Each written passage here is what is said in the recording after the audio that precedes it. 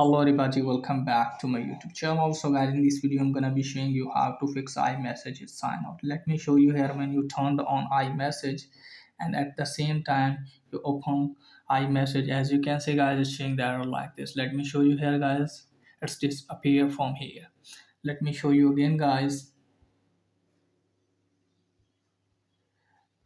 Now as you can see guys, when you open or turn on iMessage toggle and at the same time you open iMessage app, then it's showing the error like this.